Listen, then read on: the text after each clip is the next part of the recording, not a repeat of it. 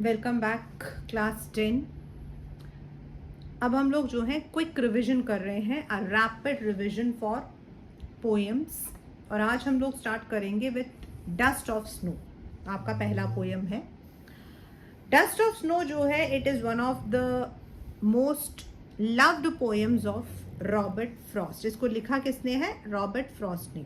तो ये जो मैं एम्फेसाइज करती हूँ, फोकस करती हूँ, उन सब पे आपको ध्यान रखना है, because it is one which evokes positivity. इसका जो एक मेन थीम है वो है पॉजिटिविटी। दूसरा इसके अंदर है, means in another word we also can say optimism. फिर we must not be judgmental. Sometimes हम लोग जज करते हैं, ये काला है, ये गोरा है, ये अच्छा है, ये बुरा है। So we must not be judgmental. यहाँ पर आपके दो सिंबल्स हैं, one is a hemlock tree जिसके सीड्स आपके वाइट होते हैं and it is said to be poisonous, and दूसरा क्रो जिसको हम लोग पसंद नहीं करते हैं, दैट इज आपका black and it is also related to something negative. लेकिन यहाँ उस दोनों नेगेटिव को, यानी कि जो पॉइजनस आपके सीड है हेमलॉक ट्री वो, एंड आपका क्रो जो ब्लैक है, दोनों को उसने as a symbol for positivity use किया है, right. So this is a simple poem कि वो, मतलब we don't know whether he was sitting under the tree और he was passing by.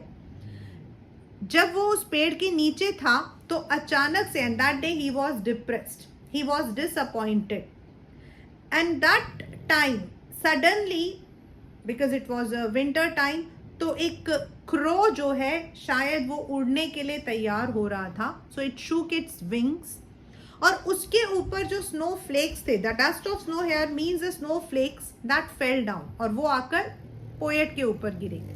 And suddenly ये जो पोएट अभी तक थोड़ा डिप्रेस था, डिस्ट्रेस था, he had a change। उसने ऊपर देखा, he felt relief, उसको अच्छा लगा, ठंडा सा। even though the tree was hemlock, the crow was a black bird, still उसको ऐसा लगा that he had already spoiled the day, he was repenting कि उसने जो है अपना दिन बर्बाद कर दिया। now he would utilize the rest of the day in some useful activity. This way his sorrow was washed away by the light shower of snow. His spirit was revived and he got ready. तो let us now understand। यहाँ पर अगर हम देखते हैं तो जो tree है, ट्री इज हीलिंग पावर। जो ट्री है that is healing power, right. हमारा यहाँ पर जो ट्री है it is symbolising healing power.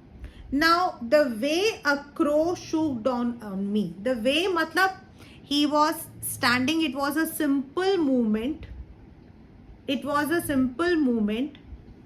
He was depressive, he was depressed and sorrowful।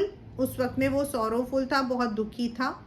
तभी जो क्रो है, it shook its wings, perhaps it might be getting ready to fly, and जो snow flakes है, डस्ट ऑफ स्नो मतलब जो snow flakes थे, that fell down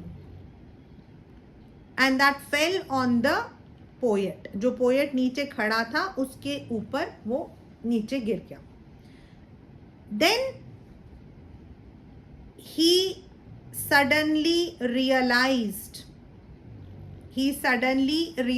change of has given my heart, मतलब उसका हार्ट नहीं, उसको रियलाइज हुआ that he had spoiled his day and now he changed his attitude, that is from negative to positive. He decided that he would utilize the rest of the day constructively. जो बाकी बचा हुआ दिन है उसको वो usefully जो है अब यूज करेगा. He would not sit and repent. तो दैट्स अ वेरी सिंपल कि nature has the healing power. Nature has healing powers. दूसरा, crow and hemlock are symbolizing the negative elements, but even they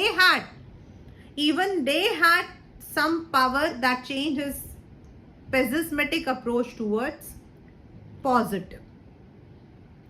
Next, इसके अंदर हमारे क्या क्या poetic devices हैं. तो if you see over here, अगर आप लोग यहाँ पर देखो, the way a crow shook on me, ये there is no comma, there is no full stop, so this is enjambment. and यहाँ पर भी हमारा सेम है. ठीक है.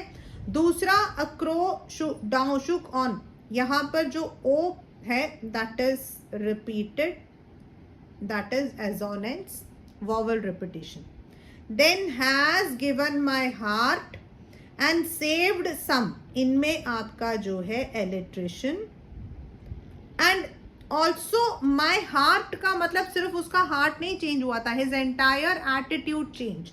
so it also refers to cynic,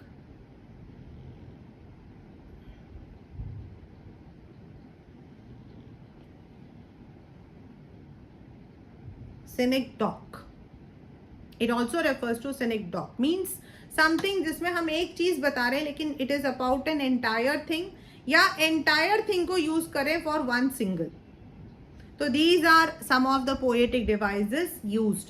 the underlying message इस poem का वही है that we are living in an hectic life, but we must enjoy the nature and we must also take those small positive outlook. Even simple acts, छोटी छोटी चीजें भी help us to enjoy the life.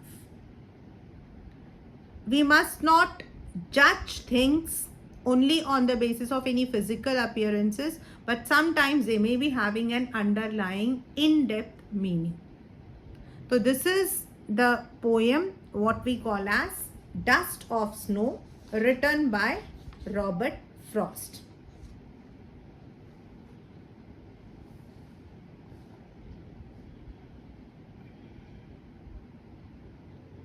And